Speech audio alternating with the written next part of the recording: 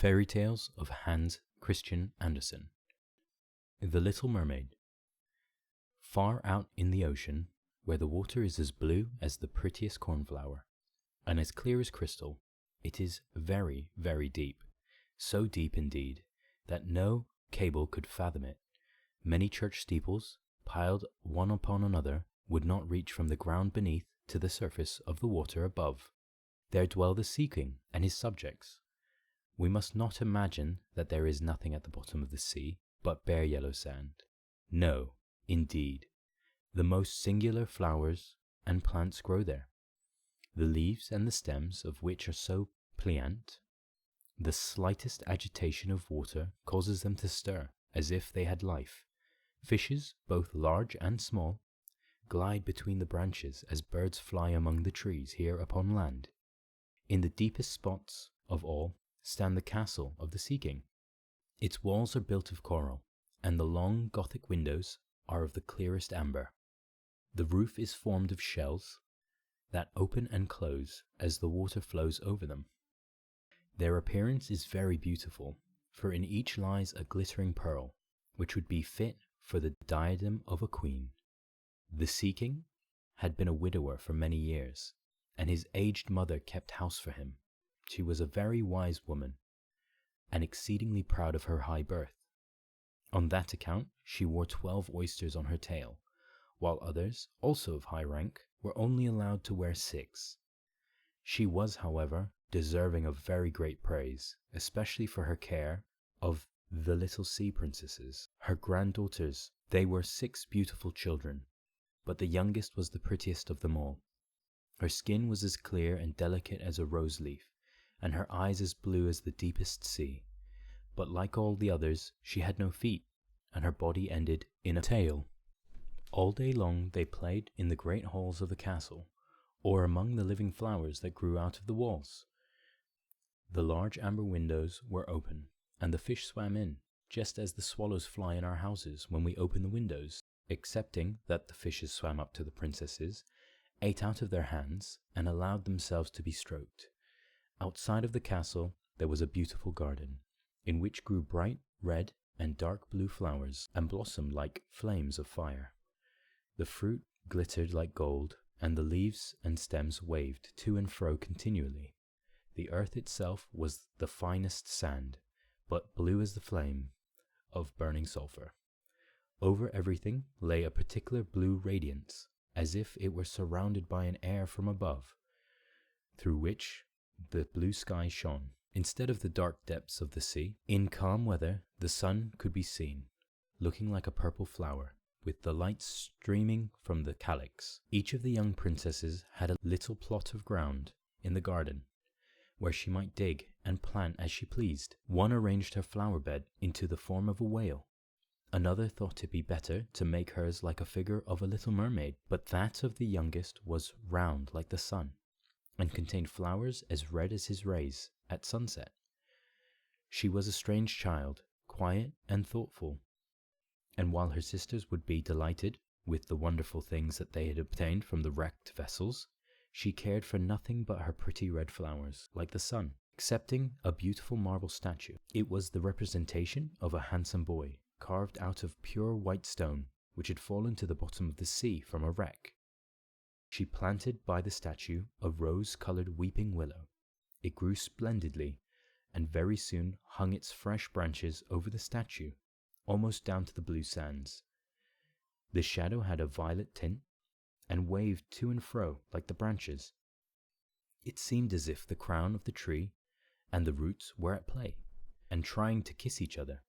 Nothing gave her so much pleasure as to hear about the world above the sea. She made her old grandmother tell her all she knew of the ships and the towns, the people and the animals. To her it seemed almost wonderful and beautiful to hear that flowers of the land should have fragrance, and not those below the sea, that the trees of the forest should be green, and that the fishes among the trees could sing so sweetly. It was quite a pleasure to hear them. Her grandmother called the little birds fishes, or she would not have understood her, for she had never seen birds. "When you have reached your 15th year," said the grandmother, "you will have permission to rise up out of the sea. to sit on the rocks in the moonlight while the great ships are sailing by, and then you will see both forests and towns. In the following year, one of the sisters would be 15, but as each was a year younger than the other, the youngest would have to wait 5 years before her turn came to rise up from the bottom of the ocean and see the earth as we do. However, each promised to tell the others what she saw on her first visit, and what she thought the most beautiful, for their grandmother could not tell them enough. There were so many things on which they wanted information. None of them longed so much for her turn to come as the youngest, she who had the longest time to wait, and who was so quiet and thoughtful. Many nights she stood by the open window, looking up through the dark blue water, and watching the fish as they splashed about with their fins and tails. She could see the moon and the stars shining faintly, but through the water they looked larger than they do to our eyes. When something like a black cloud passed between her and them, she knew that it was either a whale swimming overhead or a ship full of human beings, who never imagined that a pretty little mermaid was standing beneath them, holding out her white hand towards the keel of their ship. As soon as the eldest was 15, she was allowed to rise to the surface of the ocean. When she came back, she had hundreds of things to talk about, but the most beautiful, she said, was to lie in the moonlight on a sandbank in the quiet sea near the coast, and to gaze on a large town nearby, where the lights were twinkling like hundreds of stars, to listen to the sound of the music, the noise of carriages, and the voices of human beings, and then to hear the merry bells peal out from the church steeples. And because she could not go near to all those wonderful things, she longed for them more than ever. Oh, did not the youngest sister listen eagerly to all these descriptions? And afterwards, when she stood at the open window looking up through the dark blue water, she thought of the great city with all its bustle and noise, and even fancied she could hear the sounds of the church bells down in the depths of the sea. In another year, the second sister received permission to rise to the surface of the water and to swim about where she pleased. She rose to the surface. She rose just as the sun was setting, and this, she said, was the most beautiful sight of all. The whole sky looked like gold, while violet and rose-colored clouds, which she could not describe, floated over her. And still more rapidly than the clouds flew a large flock of wild swans towards the setting sun, looking like a long white veil across the sea. She also swam towards the sun, but it sunk into the waves, and the rosy tints faded from the clouds and from the sea. The third sister's turn followed. She was the boldest of them all, and she swam up a broad river that emptied itself into the sea. On the banks she saw green hills covered with beautiful vines. Places and castles peeped out from amid the proud trees of the forest. She heard the birds singing, and the rays of sun were so powerful that she was obliged often to dive down under the water to cool her burning face. In a narrow creek she found a whole troop of little human children, quite naked, and sporting about in the water. She wanted to play with them, but they fled in great fright. And then a little black animal came to the water. It was a dog, but she did not know that, for she had never before seen one. This animal barked at her so terribly that she became frightened and rushed back to the open sea. But, she said, she should never forget the beautiful forest, the green hills, and the pretty little children who could swim in the water, although they had not fish's tail. The fourth sister was more timid. She remained in the midst of the sea, but she said it was as beautiful there as nearer the land. She could see for so many miles around her, and the sky above looked like a bell of glass. She had seen the ships, but at such a great distance that they looked like seagulls. The dolphins sported in the waves, and the great whales spouted water from their nostrils, till it seemed as if hundreds of fountains were playing in every direction. The fifth sister's birthday occurred in the winter, so when her turn came, she saw what others had not seen the first time they went up. The sea looked quite green, and large icebergs were floating about, each like a pearl, she said, but larger and loftier than the churches built by men. They were of the most singular shapes, and glittered like diamonds. She had seated herself upon one of the largest, and let the wind play with her long hair. She remarked that all the ships sailed by rapidly and steered as far away as they could from the iceberg, as if they were afraid of it. Towards evening, as the sun went down, dark clouds covered the sky, and thunder rolled, and the lightning flashed, and the red light glowed on the icebergs as they rocked and tossed on the heavy sea. On all the ships the sails were reefed with fear and trembling, while she sat calmly on the floating iceberg, watching the blue lightning.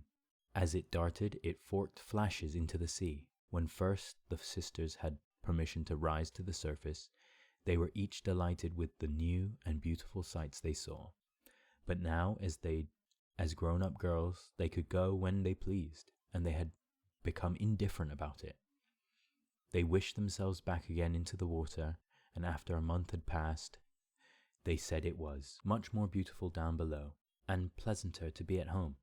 Yet often in the evening hours, the 5 sisters would twine their arms around each other, and rise to the surface in a row. They had more beautiful voices than any human being could have, and before the approach of a storm, and when they expected a ship would be lost, they swam before the vessel, and sang sweetly of the delights to be found in the depths of the sea, and begging the sailors not to fear if they sank to the bottom. But the sailors could not understand the song. They took it for the howling of the storm, and these things were never to be beautiful for them. For if the ship sank, the men were drowned, and their bodies alone reached the palace of the Sea King. When the sisters rose arm in arm through the water in this way, their youngest sister would stand quite alone, looking after them, ready to cry, only that the mermaids have no tears, and therefore they suffered more. Oh, were I but 15 years old, she said. I know that I shall love the world up there, and all the people who live in it. At last she reached her 15th year. Well, now you are grown up, said the old dowager, her grandmother. So you must let me adorn you like your other sisters, as she placed a wreath of white lilies in her hair, and every flower leaf was half a pearl. Then the old lady ordered 8 great oysters to attach themselves to the tail of the princess to show her high rank. But they hurt me so, said the little mermaid. Pride must suffer pain, replied the old lady. Oh, how gladly she would have shaken off all this grandeur and laid aside the heavy wreath. The red flowers in her own garden would have suited her much better, but she could not help herself, so she said farewell, and rose lightly as a bubble to the surface of the water. The sun had just set as she had raised her head above the waves, but the clouds were tinted with a crimson and gold, and through the glimmering twilight beamed the evening star in all its beauty. The sea was calm and the air mild and fresh. A large ship with 3 masts lay becalmed on the water, with only 1 sail set, for not a breeze stiffed, and the sailors sat idle on deck or amongst the rigging. There was music and song on board, and as darkness came on, 100-colored lanterns were lighted. As if the flags of all nations waved in the air, the little mermaid swam close to the cabin window, and now and then, as waves lifted her up, she could look in through the clear glass window panes, and see a number of well-dressed people within. Among them was a young prince, the most beautiful of all, with large black eyes. He was 16 years of age, and his birthday was being kept with much rejoicing. The sailors were dancing on the deck, but when the prince came out of the cabin, more than 100 rockets rose into the air, making it as bright as day. The little mermaid was so startled that she dived under water, and when she again stretched out her head, it appeared as if all the stars of heaven were falling around her. She had never seen such fireworks before. Great suns spurted fire about, splendid fireflies flew into the blue air, and everything was reflected in the clear, calm sea beneath. The ship itself was so brightly illuminated that all the people, and even the smallest rope, could be distinctly and plainly seen. And how handsome the young prince looked, as he pressed the hands of all present and smiled at them, while the music resounded through the clear night air. It was very late, yet the little mermaid could not take her eyes from the ship, or from the beautiful prince. The colored lanterns had been extinguished, no more rockets rose in the air, and the cannon had ceased firing. But the sea became restless, and the moaning, grumbling sound could be heard beneath the waves. Still, the little mermaid remained by the cabin window, rocking up and down on the water, which enabled her to look in. After a while, the sails were quickly unfurled, and the noble ship continued her passage, but soon the waves rose higher, heavy clouds darkened the sky, and lightning appeared in the distance. A dreadful storm was approaching. Once more the sails were reefed, and the great ship pursued her flying course over the raging sea. The waves rose mountains high, as if they would have overtopped the mast, but the ship dived like a swan between them, and then rose again on their lofty, foaming crests. To the little mermaid this appeared pleasant sport. Not so to the sailors. At length the ship groaned and creaked. The thick planks gave way under the lashing of the sea as it broke over the deck. The mainmast snapped asunder like a reed. The ship lay over on her side, and the water rushed in. The little mermaid now perceived that the crew were in danger. Even she herself was obliged to be careful to avoid the beams and the planks of the wreck, which lay scattered on the water. At one moment it was so pitch dark that she could not see a single object, but a flash of lightning revealed the whole scene. She could see everyone who had been on board excepting the prince. When the ship parted, she had seen him sink into the deep waves, and she was glad, for she thought he would now be with her. And then she remembered that human beings could not live in the water, so that when he got down to her father's palace, he would be quite dead. But he must not die. So she swam about among the beams and the planks which strewed the surface of the sea, forgetting that they could crush her to pieces. Then she dived deeply under the dark waters, rising and falling with the waves, till at length she managed to reach the young prince, who was fast losing the power of swimming in that stormy sea. His limbs were failing him, his beautiful eyes were closed, and he would have died had not the little mermaid come to his assistance. She held his head above the water and let the waves drift them where they would. In the morning the storm had ceased, but of the ship not a single fragment could be seen. The sun rose up, red and glowing from the water, and its beam brought back the hue of health to the prince's cheeks, but his eyes remained closed. The little mermaid kissed his high, smooth forehead and stroked back his wet hair. He seemed to her like the marble statue in her little garden, and she kissed him again and wished that he might live. Presently they came in sight of land. She saw lofty blue mountains on which the white snow rested as if a flock of swans were lying upon them. Near the coast were beautiful green forests, and close by stood a large building, whether a church or a convent she could not tell. Orange and citron trees grew in the garden, and before the door stood lofty palms. The sea here formed a little bay in which the water was quite still, but very deep. So she swam with the handsome prince to the beach, which was covered with fine white sand, and there she laid him in the warm sunshine, taking care to raise his head higher than his body. Then bells sounded in the large white building, and a number of young girls came into the garden.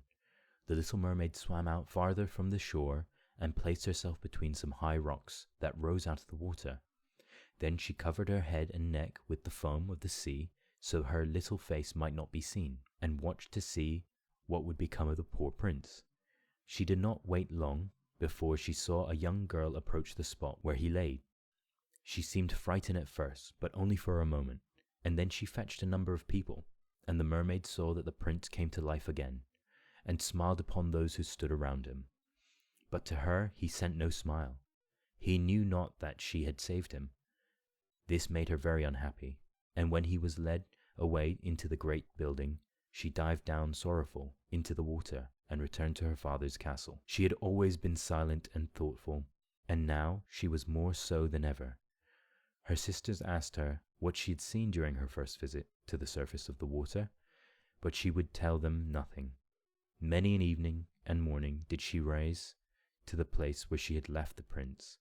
She saw fruits in the garden ripen till they were gathered, the snow on the tops of the mountains melt away, but she never saw the prince, and therefore she returned home, always more sorrowful than before. It was her only comfort to sit in her own little garden and fling her arms around the beautiful marble statue which was like the prince. But she gave up tending her flowers, and they grew in wild confusion over the paths, twining their long leaves and stems around the branches of the trees, so that the whole place became dark and gloomy. At length she could bear it no longer, and told one of her sisters all about it. Then the others heard the secret, and very soon it became known to the two mermaids, whose intimate friends happened to know who the prince was. She had also seen the festival on board the ship, and she had told them where the prince came from, and where his palace stood. "Come, little sister," said the other princesses. Then they entwined their arms and rose up in a long row to the surface of the water.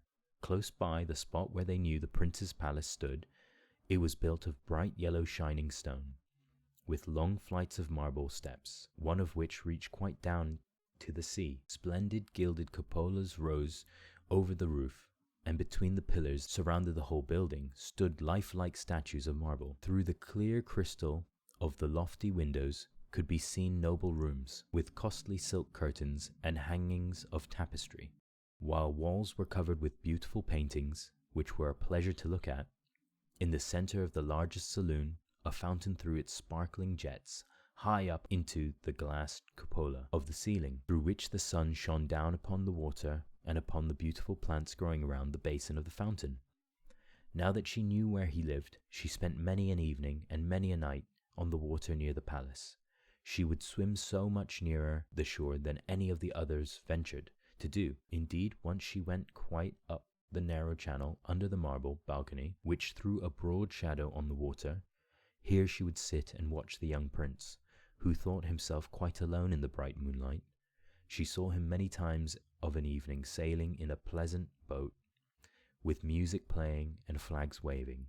She peeped out from among the green rushes, and if the wind caught her long silvery white veil, those who saw it believed it to be a swan, spreading out its wings. On many a night, too, when the fishermen with their torches were out at sea, she heard them relate so many good things about the doings of the young prince, that she was glad she had saved his life when he had been tossed about half dead on the waves, and she remembered that his head had rested on her bosom, and how heartily she had kissed him.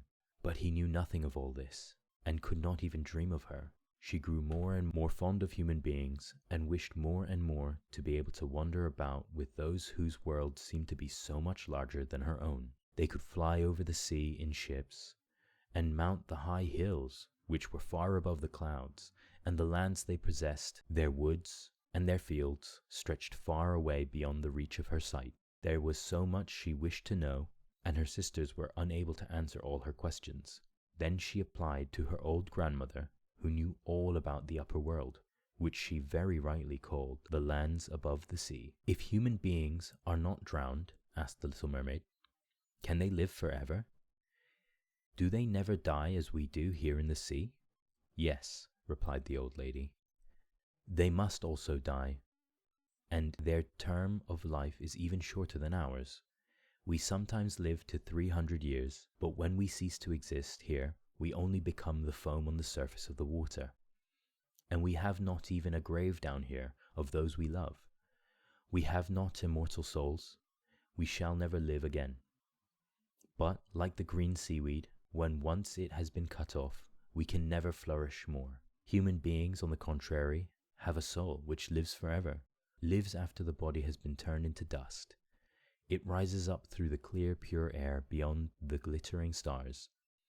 As we rise out of the water and behold all the land of the earth, so do they rise to unknown and glorious regions which we shall never see." "Why have not we an immortal soul?" asked the little mermaid mournfully. "I would give gladly all the hundreds of years that I have to live to be a human being only for one day, and to have the hope of knowing the happiness of that glorious world above the stars." "You must not think of that," said the old woman. "We feel ourselves to be much happier and much better off than human beings." "So I shall die," said the little mermaid. "As the foam of the sea, I shall be driven about, never again to hear the music of the waves, or to see the pretty flowers, nor the red sun. Is there anything I can do to win an immortal soul?" "No," said the old woman. "Unless a man were to love you so much that you were more to him than his father or mother, and if all his thoughts and all his love were fixed upon you, And the priest placed his right hand in yours, and he promised to be true to you, here and hereafter. Then his soul would glide into your body, and you would obtain a share in the future happiness of mankind. He would give a soul to you, and retain his own as well. But this can never happen. Your fish's tail, which amongst us is considered so beautiful, is thought on earth to be quite ugly. They do not know any better, and they think it necessary to have 2 stout props, which they call legs, in order to be handsome. Then the little mermaid sighed, and looked sorrowfully at her fish's tail. Let us be happy, said the old lady, and dart and spring about during the 300 years that we have to live, which is really quite long enough. After that we can rest ourselves all the better. This evening we are going to have a court ball. It is one of those splendid sights which we can never see on earth. The walls and the ceilings of the large ballroom were thick, but transparent crystal. Many hundreds of colossal shells, some of deep red, others of grass green, stood on each side in rows, with blue fire in them, which lighted up the whole saloon, and shone through the walls, so that the sea was also illuminated. Innumerable fishes, great and small, swam past crystal walls. On some of them the scales glowed with a purple brilliance, and on the others they shone like silver and gold. Through the halls flowed a broad stream, and in it danced the mermen and the mermaids to the music of their own sweet singing. No one on earth has such a lovely voice as theirs. The little mermaid sang more sweetly than them all.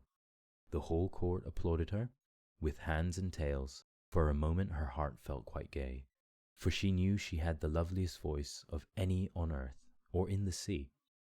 But she soon thought again of the world above her, for she could not forget the charming prince, nor her sorrow that she had not an immortal soul like his. Therefore she crept away silently out of her father's palace, and while everything within the gladness and song, she sat in her own little garden, sorrowful and alone. Then she heard the bugle sounding through the water, and thought, he is certainly sailing above, he on whom my wishes depend, and in whose hands I should like to place the happiness of my life. I will venture all for him, and to win an immortal soul, while my sisters are dancing in my father's palace.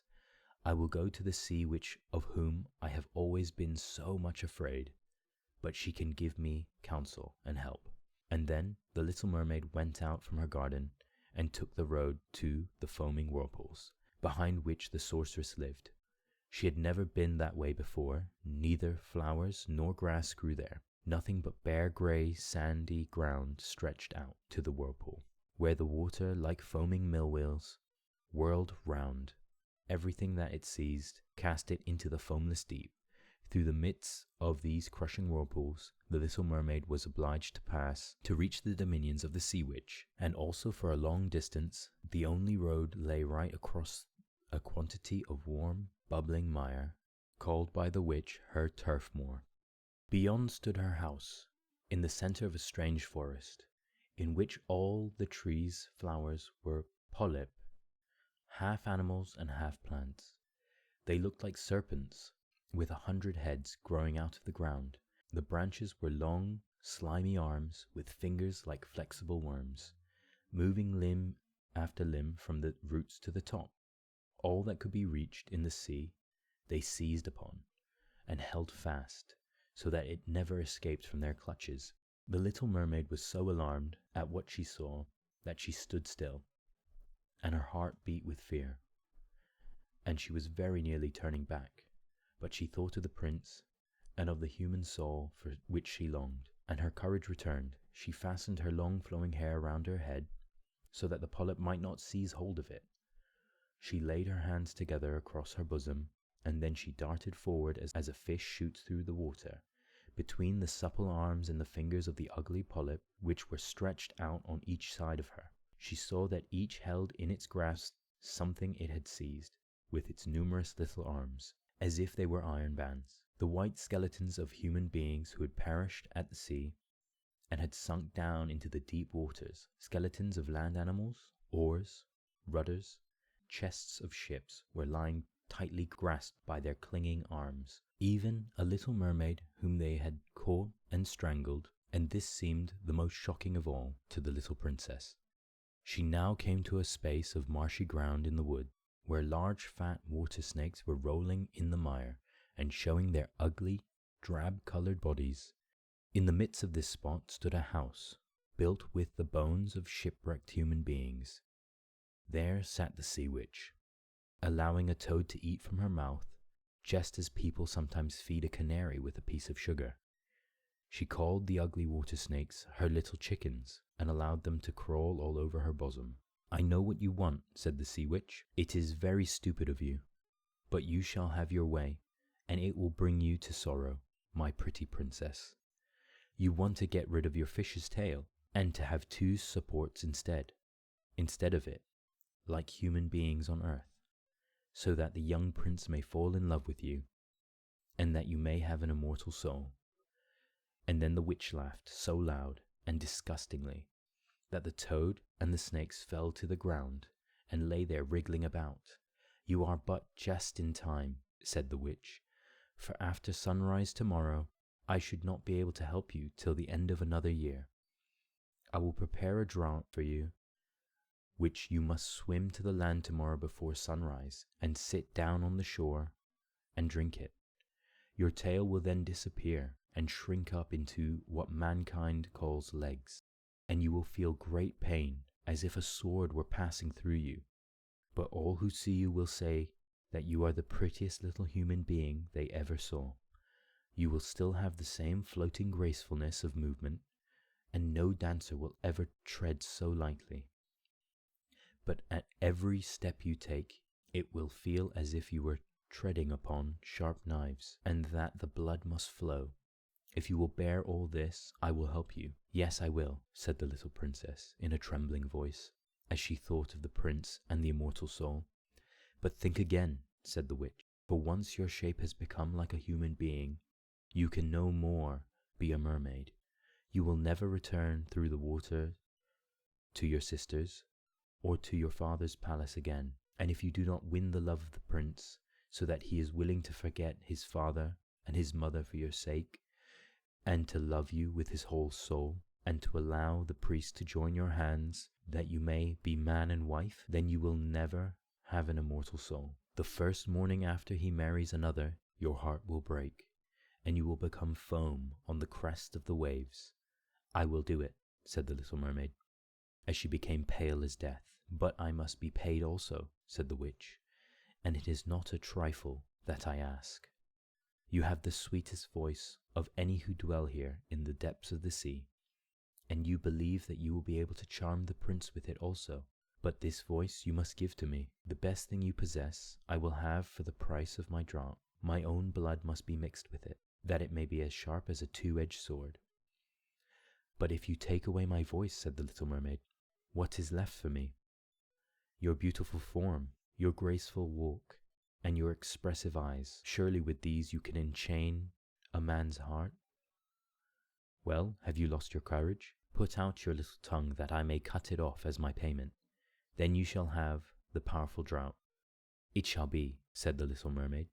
Then the witch placed her cauldron on the fire to prepare the magic draught. "Cleanliness is a good thing," she said, scouring the vessel with snakes, which she had tied together in a large knot. Then she pricked herself in the breast and let the black blood drop into it. The steam that rose formed itself into such horrible shapes that no one could look at them without fear. Every moment the witch threw something else into the vessel, and when it began to boil, the sound was like the weeping of a crocodile. When at last the magic draught was ready, it looked like the clearest water. "There it is for you," said the witch.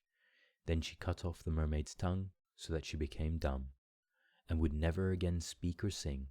"If the polyp should seize hold of you as you return through the wood," said the witch, "throw over them a few drops of the potion, and their fingers will be torn into 1,000 pieces." But the little mermaid had no occasion to do this, for the polyps sprang back in terror when they caught sight of the glittering draught, which shone in her hand like a twinkling star. So she passed quickly through the woods and the marshes and between the rushing whirlpools, She saw that in her father's palace the torches in the ballroom were extinguished, and all within asleep. But she did not venture to go into them, for now she was dumb, and going to leave them forever. She felt as if her heart would break. She stole into the garden of each of her sisters, kissed her hand 1,000 times towards the palace, and then rose up through the dark blue waters. The sun had not risen when she came in sight of the prince's palace, and approached the beautiful marble steps, but the moon shone clear and bright.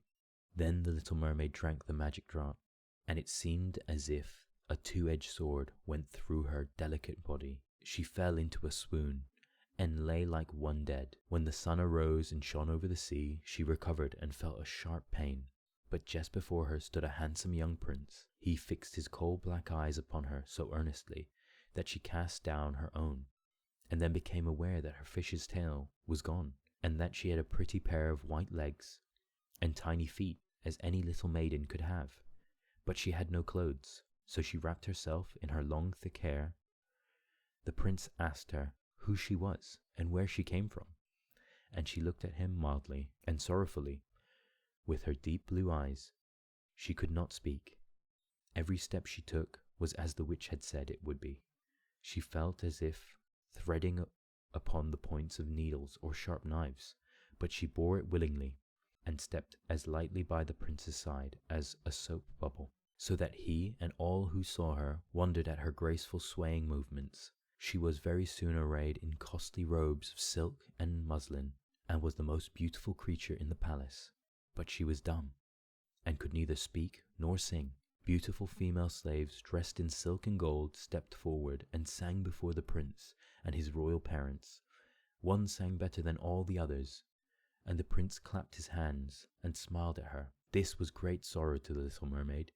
She knew how much more sweetly she herself could sing once, and she thought, "Oh, if he could only know that! I have given away my voice forever to be with him." The slaves next performed some pretty fairy-like dances to the sound of beautiful music. Then the little mermaid raised her lovely white arms and stood on the tips of her toes and glided over the floor and danced as no one yet had been able to dance. At each moment her beauty became more revealed, and her expressive eyes appealed more directly to the heart than the songs of the slaves.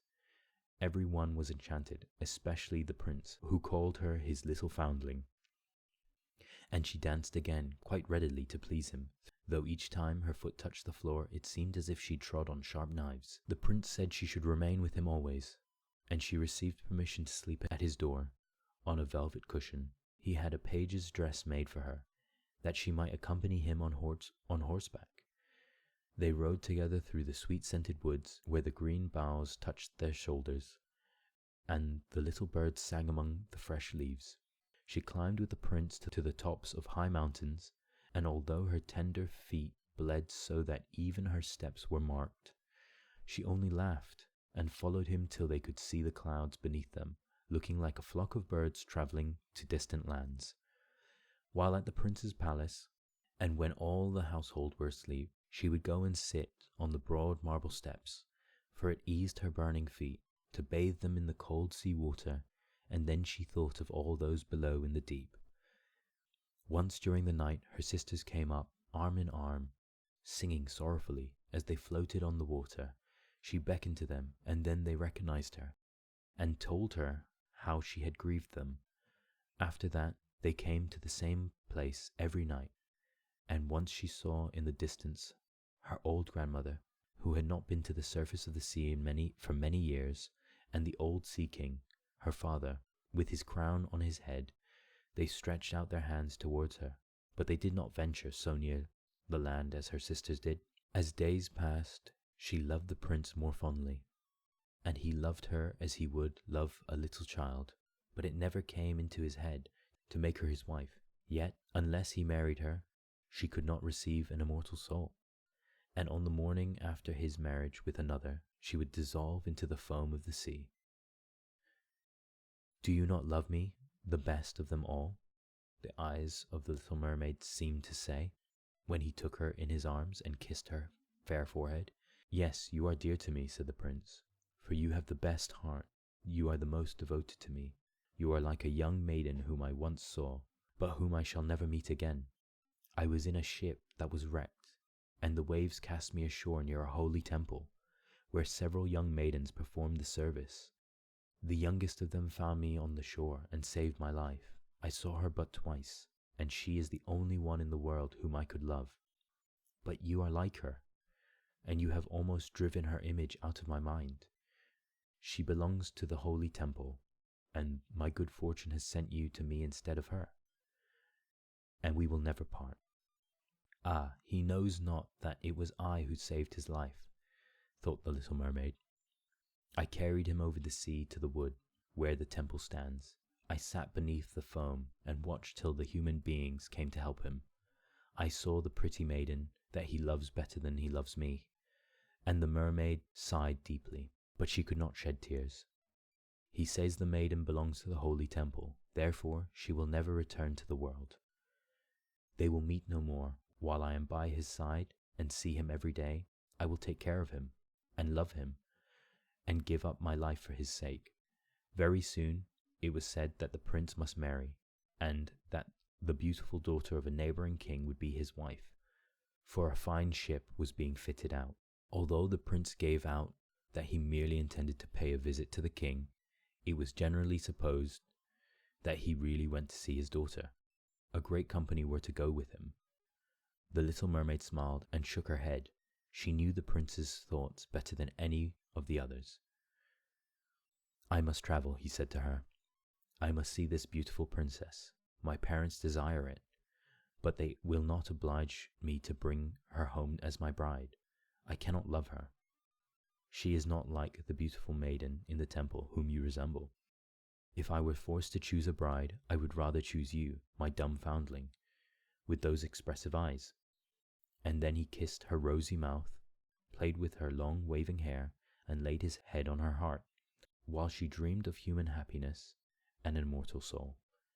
You are not afraid of the sea, my dumb child, said he, as they stood on the deck of the noble ship which was to carry them to the country of the neighboring king. And then he told her of the storm and of calm, of strange fishes in the deep beneath them, and of what the divers had seen there, and she smiled at his descriptions, for she knew better than anyone what wonders were at the bottom of the sea.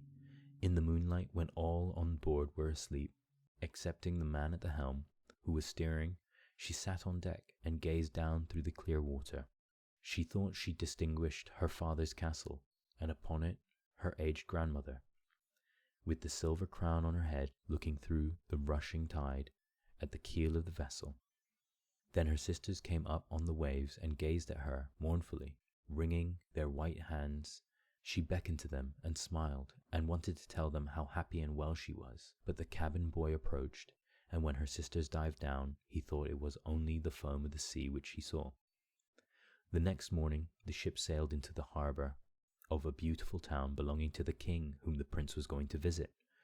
The church bells were ringing, and from the high tower sounded a flourish of trumpets. The soldiers were flying colours, and glittering bayonets lined the rocks through which they passed. Every day was a festival.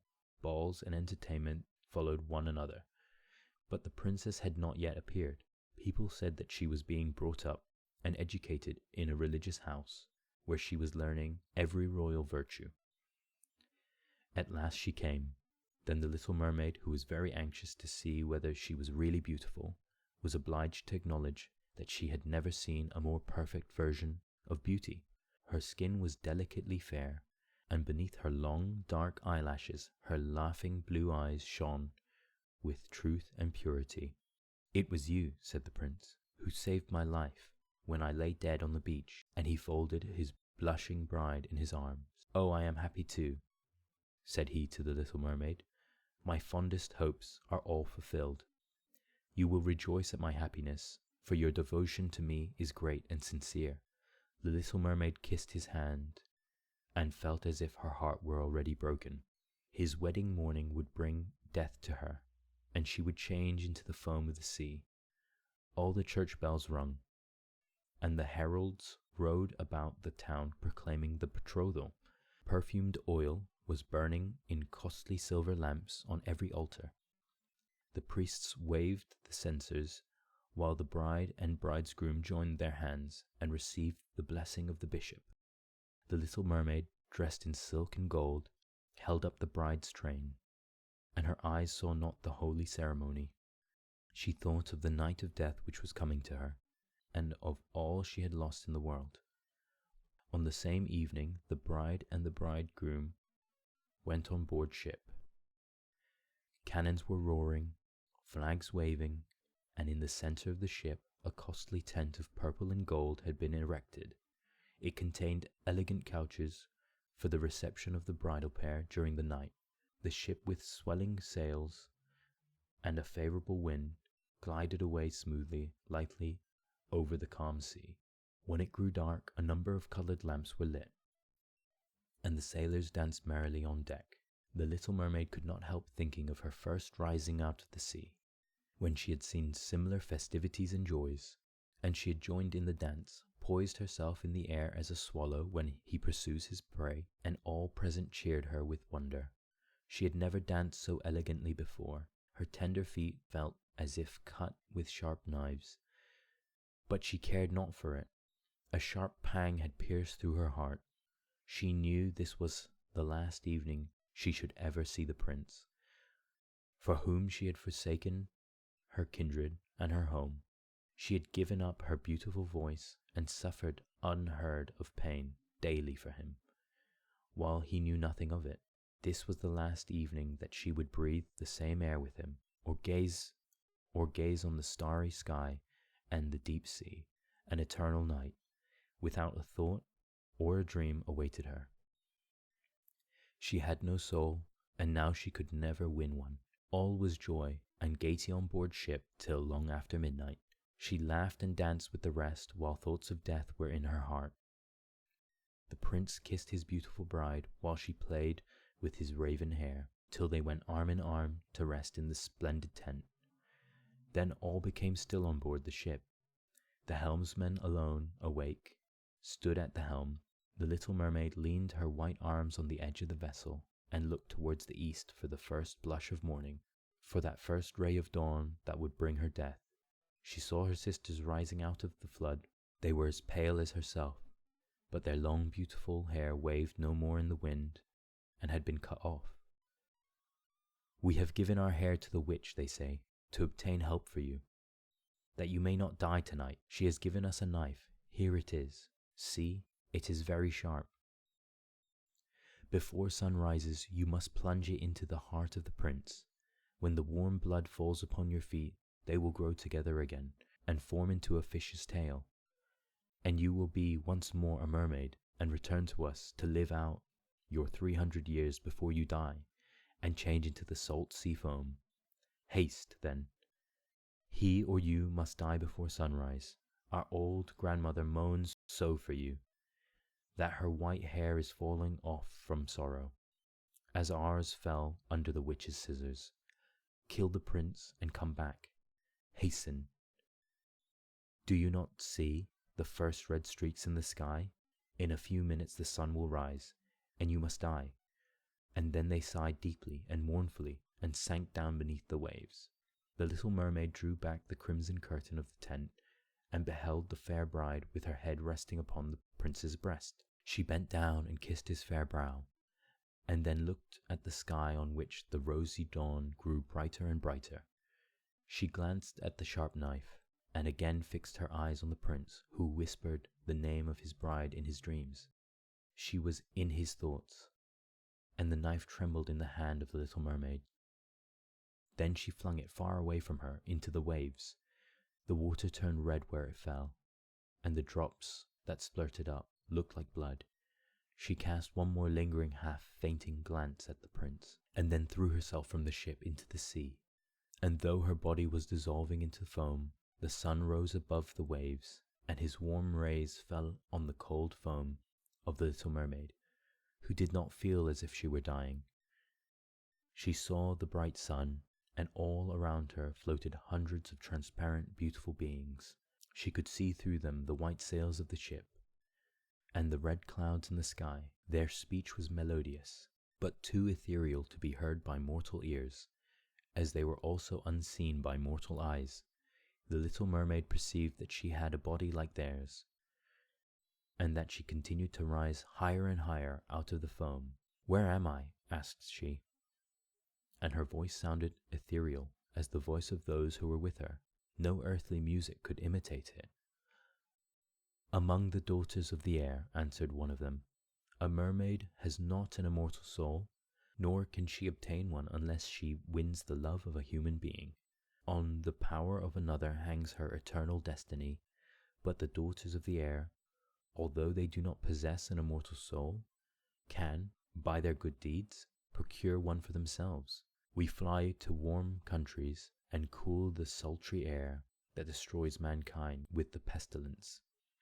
We carry the perfume of flowers to spread health and restoration. After we have striven for 300 years to all the good in our power, we receive an immortal soul and take part in the happiness of mankind. You poor little mermaid have tried with your whole heart to do so as we are doing.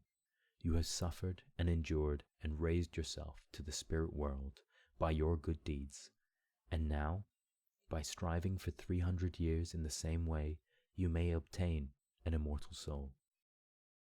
The little mermaid lifted her glorified eyes towards the sun and felt them, for the first time, filling with tears. On the ship in which she had left the prince, there were life and noise. She saw him and his beautiful bride searching for her. Sorrowfully they gazed at the pearly foam, as if they knew she had thrown herself into the waves. Unseen, she kissed the forehead of her bride, and fanned the prince, and then mounted with the other children of the air to a rosy cloud that floated through the aether. "After 300 years, thus shall we float into the kingdom of heaven," she said. "And we may even get there sooner," whispered one of her companions.